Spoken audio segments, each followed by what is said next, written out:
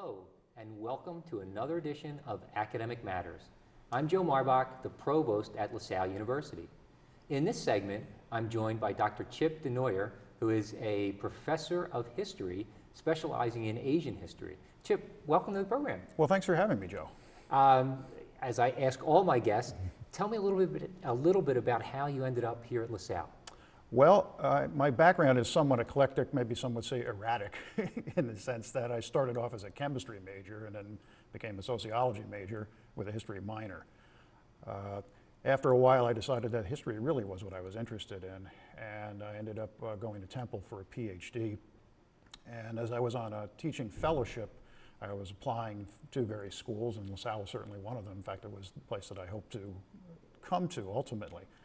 And one of the interesting things that happened was that I had also tentatively felt that Temple has a university in Japan, and I was invited to sign up for a couple of years and go teach there. And literally the day that I was getting ready to go down and sign the papers for that, Theophilus Fair, who had been the history chair here at LaSalle, called me up and said, "You have the job." So I thought, well, this is what I've been looking for, so here I am. Yeah. So it was a little bit of a close run thing. Yeah, the hand of God intervening well, at the I right think time. so sometimes. So, yeah. Well, that's great. Well, what's kept you here, Chip? What is it about LaSalle that you wanted to come in the first place and then? Well, the atmosphere of the place. Actually, at the time, this was 1989, there was a movement here at LaSalle. Brother Pat Ellis, who was the president at the time, had an interest in Japanese studies. And I remember reading an article in the Inquirer that dealt with the beginnings of the Japanese tea house that was here on campus.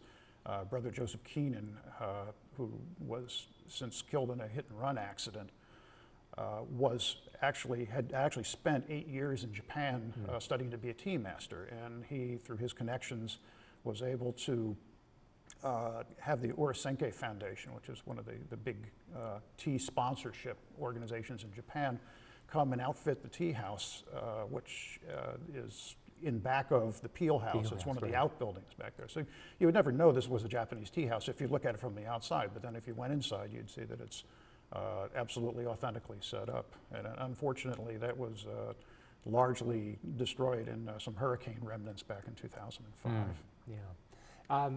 I know a large component of what we pride ourselves in LaSallian education is the practical component, the linking our students to experience. How do you do that in history? Well, my stock response for that would be that everything has a history.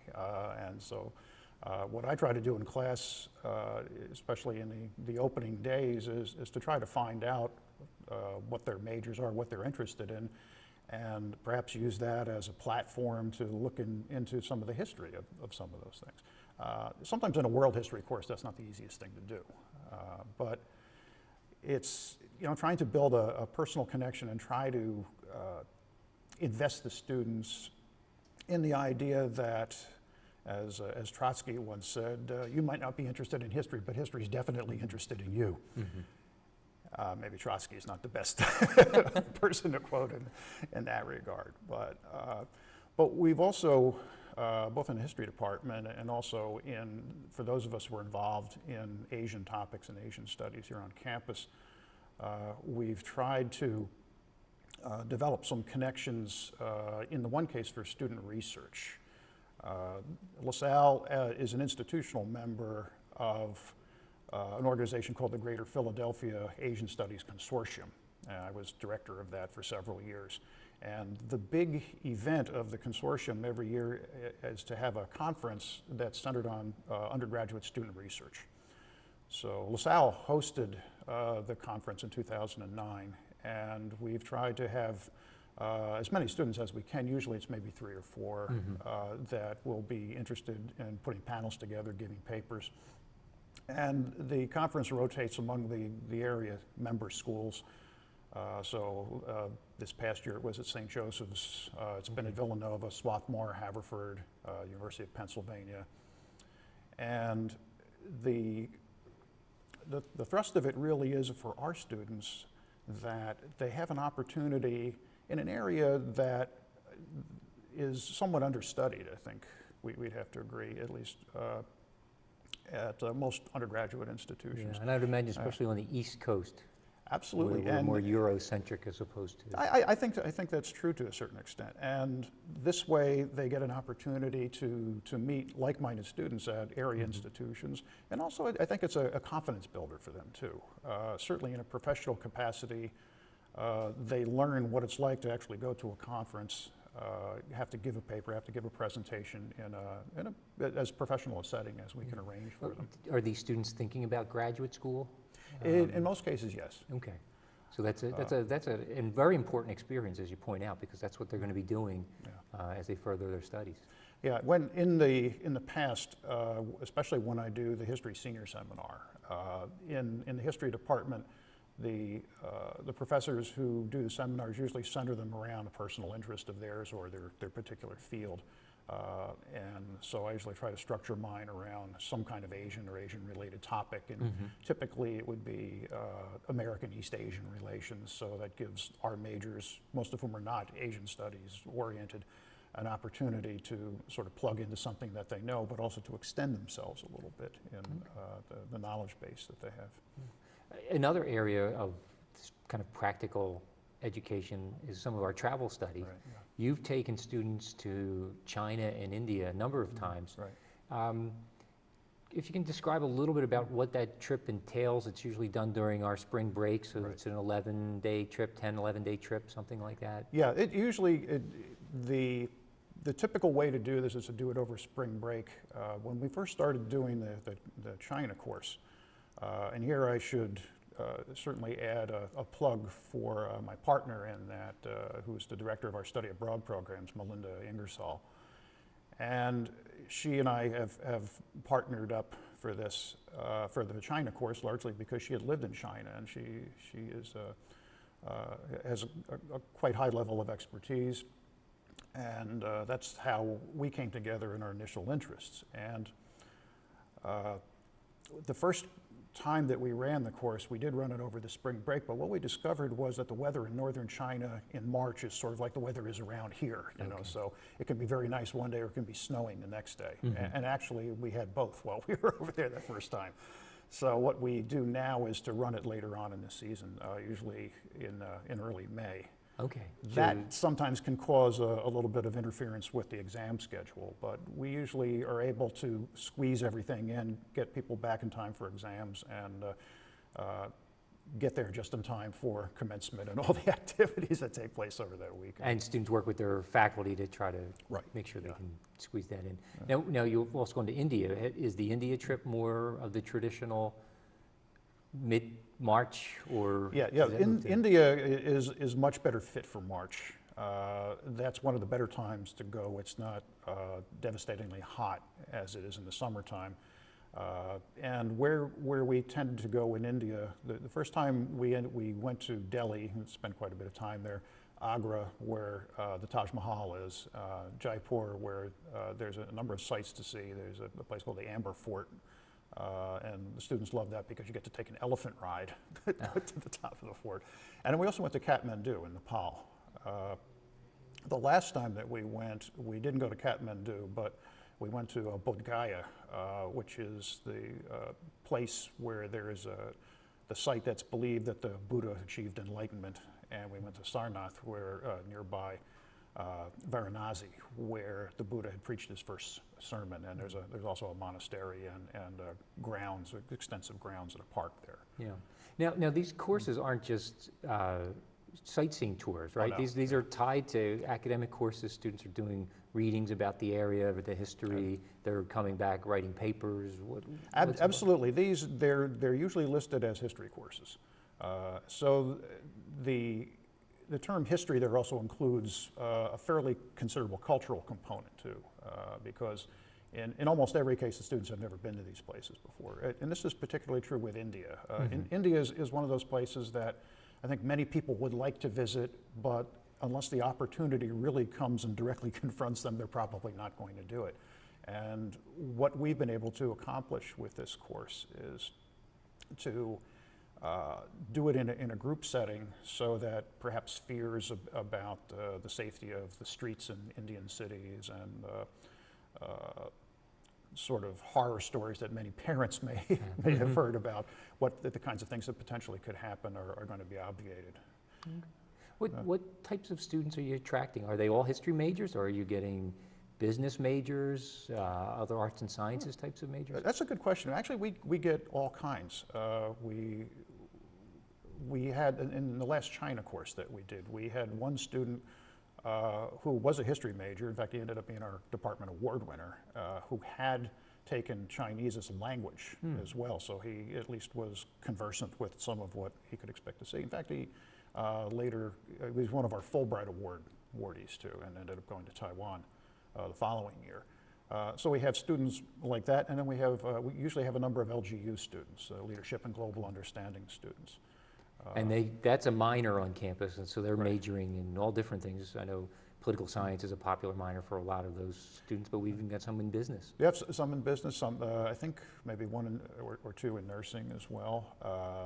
And usually we have a few that are history majors or history minors or related to history, maybe perhaps double majoring in history and political science or something like that. So yeah, in answer to your question, they really come from all over the spectrum of our majors here. And we're running out of time, but they're getting an expert tour because you've literally written the book on Asian history and Chinese history, and are going to, you're under contract to write another, essentially the history of, was China and now it'll be Asia? Is that, or do I have missed? Well, the sequel, I did a translation of a traveler named Li Gui's experiences in the United States about 10 years ago, and then my colleague George Stowe and I and another colleague at the University of Utah, Peter von Sievers, have written a world history textbook.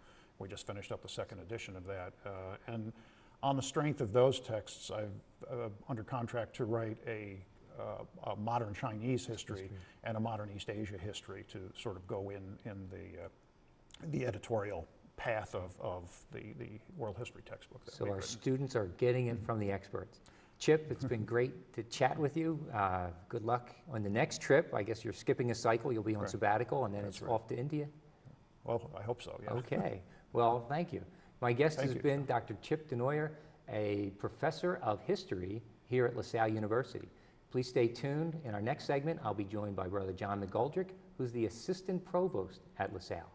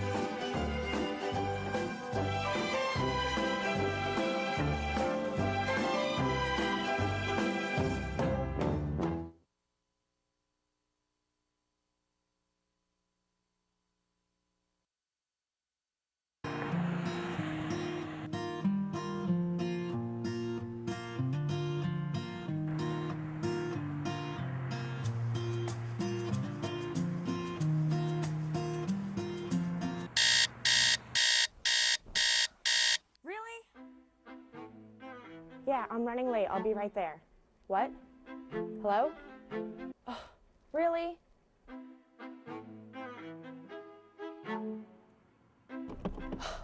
Really?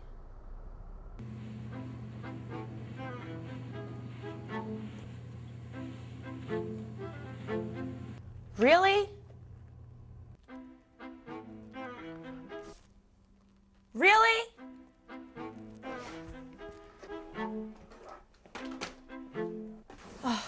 Finally.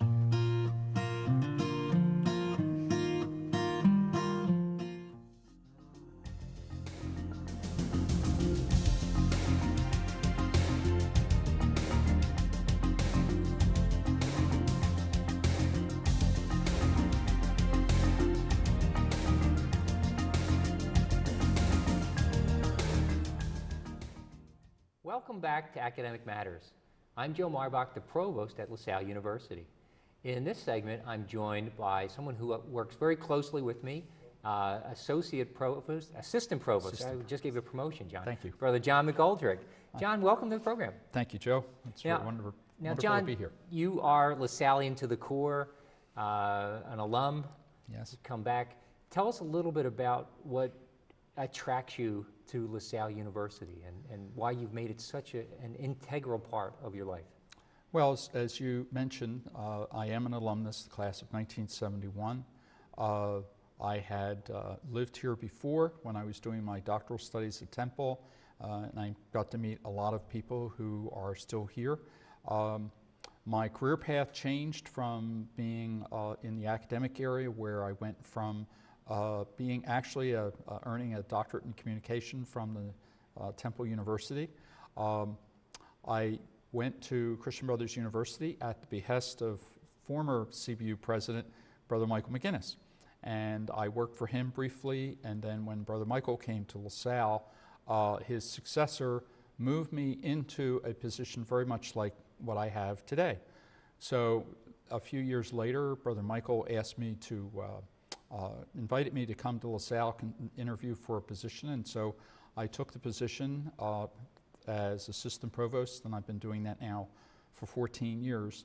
I really enjoy doing the work. It's, you know, as I think about it, I attended a LaSallian program a number of years ago, and the brother there running the course asked the question, a touchstone for LaSallian educators is teaching the students entrusted to your care. And so he said, well, you administrators, who's entrusted to your care? And I thought, gee, that's a good question. Right? And he said, well, the teachers are. And so that's been an important motivation for me in my work ever since, that in the various activities within the office of the provost, I try to remember that in assisting the faculty in their professional development, in supporting various academic programs like Cydia's Classroom or Concert and Lecture. It's always my way of assisting them in their educational mission in teaching the students entrusted to their care. And you do that in a number of ways. You work with faculty that are on sabbatical and how they prepare to go on sabbatical and what they need to do to present that. After they come back, we try to have them you know, submit their reports in a timely fashion. We're trying to have a consistent presentation program where part of the intellectual life of the university, where faculty can come back and they talk about what their experience has been. When we are running the preparatory session for applicants for subsequent sabbaticals, I try to bring a couple of people back so that they can talk about what their experience has been and even give some friendly advice about, well, you know, I tried this didn't work, so if you're thinking about that, that might not be a good course of action. So it's a real fraternal conversation about this. It's been very, very successful, and I think it's improved the quality of the submissions of sabbatical proposals a lot because of that kind of interaction. Yeah, so you really are ministering to the faculty in that way. I know you also help us celebrate their accomplishments. Yes, during Heritage Week. We have a couple of different events during the course of the year. Yes, celebrating faculty achievement, where faculty who have published books, who have made presentations, things of that sort. We come together, we have an opportunity to share, we put together a small booklet so that not only the faculty, their colleagues can see, but also as we also do, we prepare a book for the Board of Trustees so that they can see what the faculty are doing with their, you know, in terms of keeping themselves, that is the faculty keeping themselves current and demonstrating serious academic research that is, I think, second to none. Yeah, it really is quite impressive when Yes. you see number of publications, the books that come out, Yes. the conferences that our faculty are engaged in. Yes. They really take that commitment seriously, and they bring it back into the classroom. And you even mentioned one of our programs, City as Classroom. Right. You know, It's a field trip program where faculty apply for some funds and they take students on field trips or provide them with opportunities to take trips on their own to the various cultural and aesthetic and historic and economic elements of the city of Philadelphia and its region. I mean, one of the elements of the current strategic plan is emphasizing the city as region, and so the idea of reaching out and using those things is really fulfilling the plan of the university. And I think it also gives the students an opportunity to do some, when they're traveling by themselves, to really get to know how to get around the city of Philadelphia. I grew up in Philadelphia, and I traveled a great deal over my lifetime using public transit, and getting around by public transit is really a good way to go. And it doesn't need to park, no need to have a car.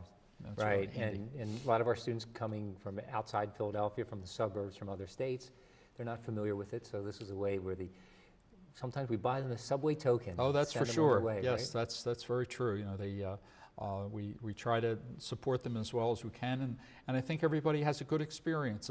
It's a lot different simply talking about something when you can actually go and see it. That you know, Brother Edward Sheehy talks about, you know, his naval history class, and he goes down to see the battleship Olympia and the submarine Bakuna, and you know, where they can see what, you know, Yeah, and these historical How elements tight the of, quarters were. Right. And, Yes, yeah, exactly. I could never fit in those submarines. It's just a little too tall. John, let me shift gears a little bit. This is about our 30th show or somewhere in there. I've had a few brothers on. They're talking about a lot of their teaching. We haven't really talked about life in the brothers community, and you're the financial chief CFO for the local I am the brothers CFO community. for the Brothers community, yes. And it's a group of people where, let's see, 17 folks live in the main community. There are a few brothers who live in the residence halls. Brother Michael McGinnis has a residence across Olney Avenue. We are a diverse group of people, even though I am 65 years of age. It's one of the challenges of life in the Brothers now, that even at 65, I'm one of the more younger members of the community. However, there's a great deal of tradition among the Brothers. You know, Brother Emery was the Vice President for Academic Affairs, the first Provost of LaSalle University, and has had a stellar career here. Other brothers have had similar kinds of careers, both as teachers, as administrators, and as support personnel in a variety of areas. You know, Brother Robert Kinsler is the Director of University Ministry and Service. Brother Edward Kronkowitz in the Registrar's Office. Apparently people really admire him for all the great work he does in getting students registered when they have difficulties with their schedule and so on. Yeah, I would guess we still have, of the 17, 13, 14 are active. You Yes. know, it's about 6 teachers and 7 or 8 administrators. That's exactly right. And we remain, this was something that I would really credit Brother Michael McGinnis with, that we are probably the largest community of brothers in the entire world that's active, the largest number of active brothers. There are other communities, but a lot of communities have a lot of retired brothers, whereas ours is very, very active. And I mean, I think we continue to have a real presence on the campus in a variety of ways. Yeah, and certainly as we've talked about it in the administrative function and in the classroom, you don't get to interact with students too often, but you do from time to time. Yes, I do. It's, sometimes it's very happy occasions like organizing the honors convocation and elements of an awards ceremony we have for the undergraduates at commencement week. Sometimes it's not so pleasant, but I always try to make sure that I investigate whatever the issue is the student has raised, to make sure that you know, again, we have processes for things to be followed, and I try to make sure that things have been done correctly, so that when it's all said and done, the student can say, yes, it's been looked into and it's been done properly. Yeah, so in our office, it's good cop, bad cop in a lot of ways. You get to deliver lots of the bad news. Yeah, and then that's true. They but get appealed to me, and I can That's right. either You can say yes or no. Yeah. So anyway, that sort of well, yeah. Well, John, you've been here now 14 years. You're going strong, going Yes. well. Yes. I've even though I'm 65, it's still I feel very enthused every day. I think we have a great group of colleagues in the office, and in the couple of meetings we went to today, with other academic officers of the university, where we really try to do what's best for the students and dealing with those those nitty-gritty things of developing policies and updating policies to make sure that things are done correctly. Yeah, and I think the one thing that you can tell from the guests that we've had on is that there is a real appreciation of the brothers and their approach towards education. It's distinctive and unique. It's a practical education. It's an awareness of the disadvantaged in society that really lives on. It's Yes. quite amazing that the charism of the brothers is part of our ethos. I mean, we it's almost 50 years ago now when we were having our chapter of reform that was mandated by the Vatican Council, and it was the idea that the Vatican Council, Second Vatican Council, was saying, you need to go back to your roots. You need to examine the writings of your founder. And so we really found a real treasure trove of insights and shared experiences among De La Salle and the First Brothers. And those things have carried over to today, where we are reading them, and the whole notion of being alert to the signs of the times, what works, what doesn't. I mean, we got into more advanced education because the students came back to us and said, I need more education. I haven't a chance to advance, and so that's what we've provided. And so our activity in higher education now really reflects that. Okay, well, thank you. As someone who's been a recipient of that, an alum myself, I appreciate your commitment and your brother's commitment. Thank you. Well, thank you for having me today. You're welcome, John. Yeah. My guest has been Brother John McGoldrick, Assistant Provost in the Provost Office here at LaSalle University. I'm Joe Marbach, the Provost and Vice President for Academic Affairs at LaSalle. Thank you for watching.